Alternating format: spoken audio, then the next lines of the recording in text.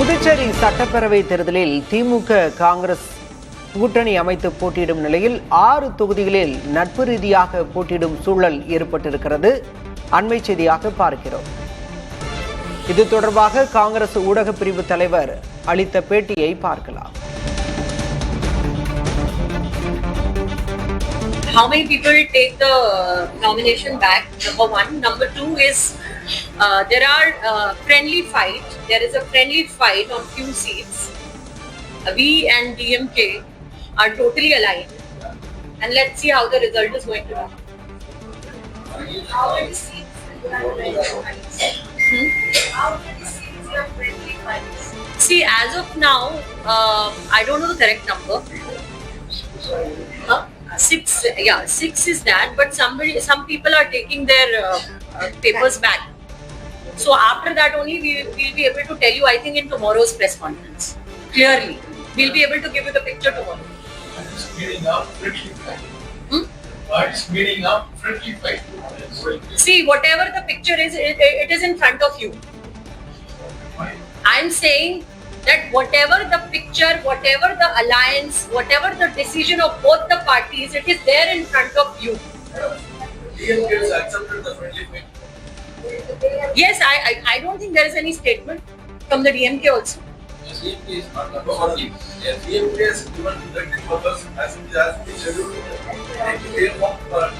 See, what I would like to say today is that tomorrow I'll be able to give you the clear picture.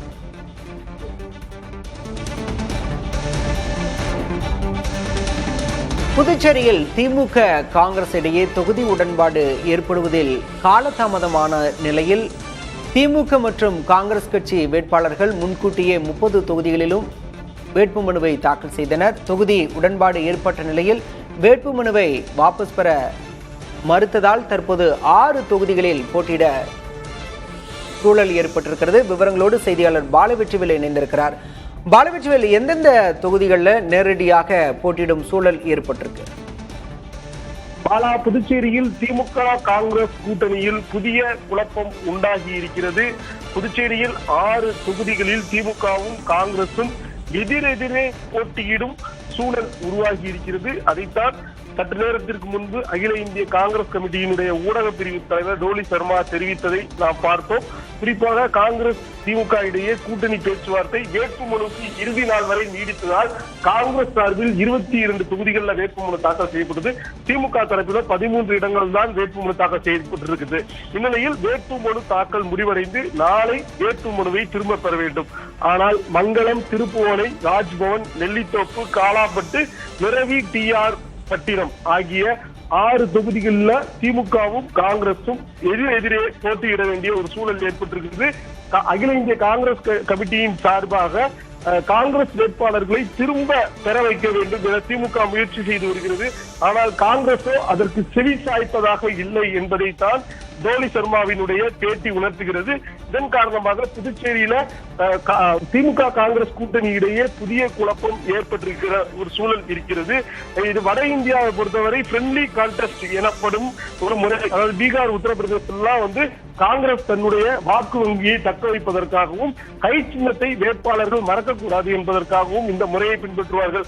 அதே போன்று புதுச்சேரியிலும் காங்கிரஸ் கட்சி friendly fight என்கின்ற ஒரு முறையை அறிமுகப்படுத்துகிறதா என்கிற ஒரு கேள்வியும் எழுப்புகிறது. ஆனால் புதுச்சேரி மாநிலத்தை பொறுத்தவரை ஒரு தொகுதிக்கு 20,000 to 30,000 வாக்குகளே இருக்கும் நிலையில ஒரு சில 100 வாக்குகள் வெற்றியை தீர்மானிக்கும் என்பதால் இந்த 6 தொகுதிகளிலையும் பாஜக மற்றும் என்ஆர் கூட்டணிக்கு சாதகமாக அமையும் வாய்ப்பு உண்டாகி இருக்கிறது. பாலா,